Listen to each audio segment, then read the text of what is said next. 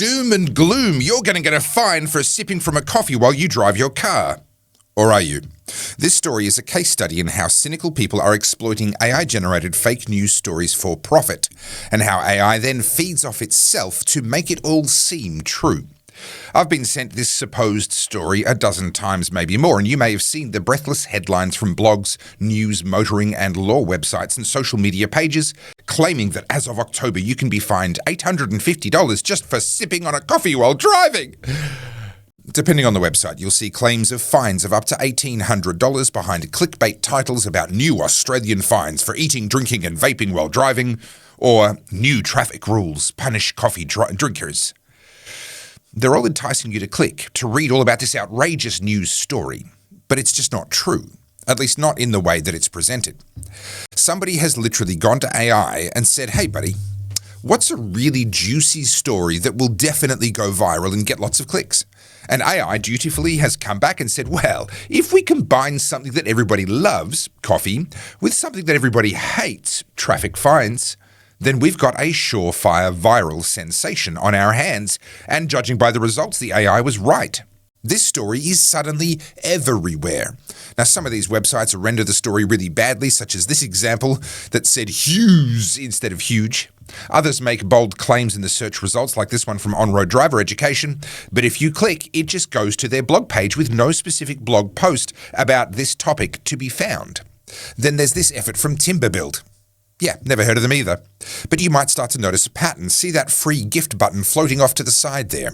That's eerily similar to the click and win button floating off to the side on this dabble version of the same story. Same story? Same misinformation, using either a similar or identical website template. There's every chance that at least some of these websites are actually run by the same person, who gets AI to generate a fake news story and then rolls that same story out across all of their clickbait websites once they find a winner. So what's the truth in this story? Well, the truth is these guys are harvesting eyeballs for profit. No, not like Minority Report. That was probably a poor choice of words. I mean, they're lying to you for clicks. And this problem? It's going to get much, much worse in coming years, because with the advent of AI, it's becoming easier and ever more profitable to spread fear for cash. I'm going to tell you what you need to look out for so you don't get tricked. But first, my name's Topher Field. This is the Topher Project, and I help busy people like you to keep up with the world as it changes around you. I am 100% viewer supported, so if you appreciate what I'm doing here, then please help me to keep going by buying me a coffee via the button at topherfield.net. And if you like my videos, then you will love my books, DVDs, and merch, all available at goodpeoplebreakbadlaws.com. And every purchase will help me to keep making more videos to help busy people like you to stay informed with what's really going on. First, let's clarify what is happening regarding the rules for drinking non-alcoholic drinks while driving. Obviously, alcoholic drinks while driving, bad idea.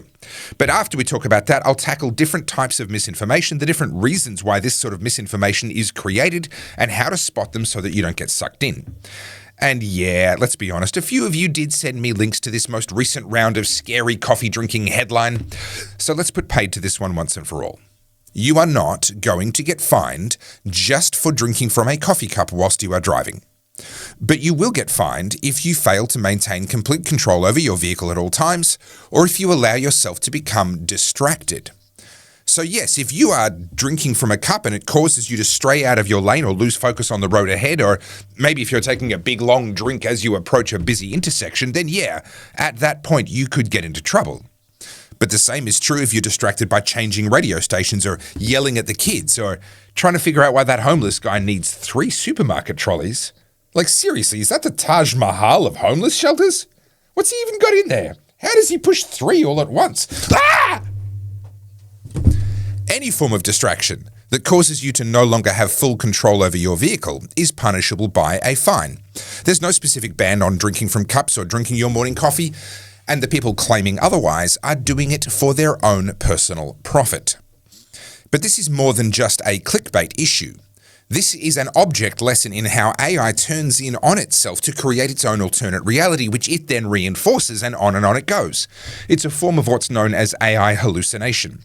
The chain of events in this case is basically this. There's people who want your eyeballs for one of two basic reasons. One is clickbait for ad revenue, that's obvious, and we'll get to them second.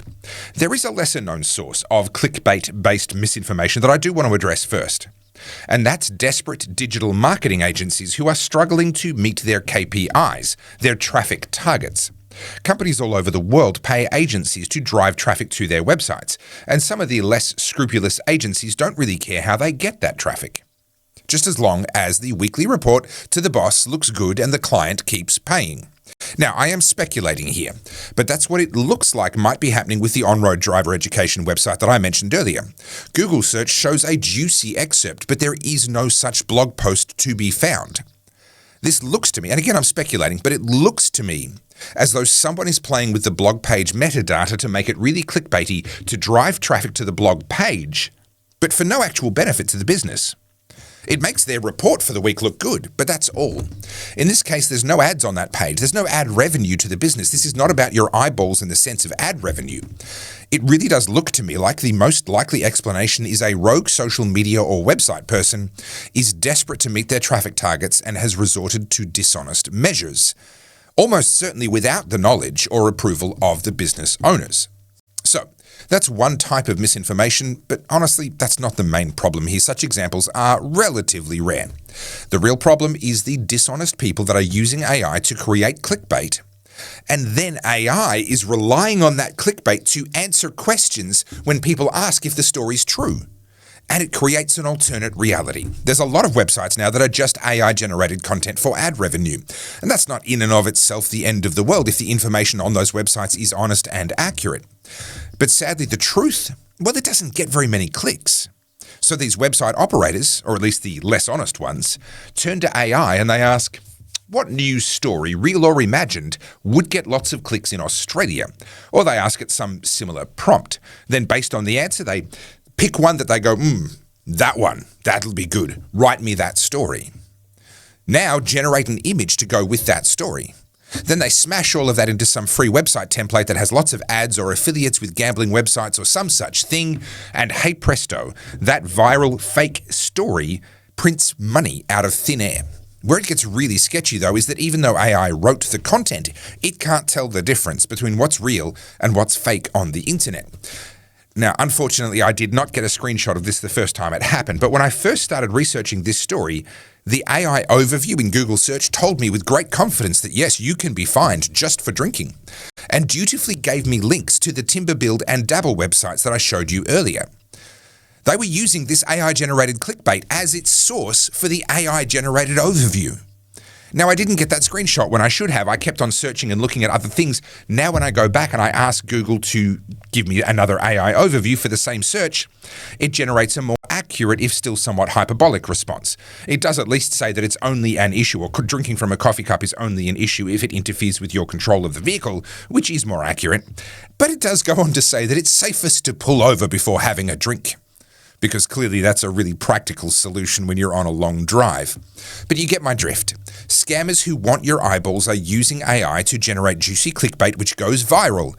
And then that influences the AI-generated results when people search and try and fact-check and find out the truth. This is a rabbit hole that we've only just started to go down. It is going to get a lot crazier before it gets better. And yes, in time, I do think that this will actually be addressed. It will get better. Partly because AIs will get smarter, but also more because humans will too. And as we start to be more discerning, this problem will go away. In the meantime, browser beware. Do your best not to buy into fear-based click harvesting campaigns. Always have a look at the sources. Don't believe everything AI tells you. Life is already busy enough, and the times are already challenging enough without adding even more to your already full headspace. My name's Topher Field. This is the Topher Project, and I do what I can to help busy people like you to cut through the crap and make sense of the nonsense that surrounds us. I am 100% viewer supported, so if you appreciate what I'm doing here at the Topher Project, and especially if you were someone who, be honest with yourself, you believed that for a second, then I'd really appreciate it if you'd help me to keep the Topher Project going by buying me a coffee at topherfield.net.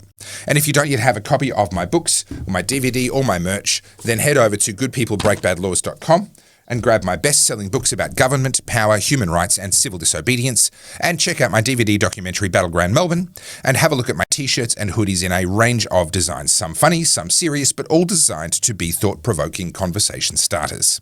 Thank you so much for watching all the way to the end. The algorithm loves you, and so do I. Please like, comment, subscribe, and as always, think free.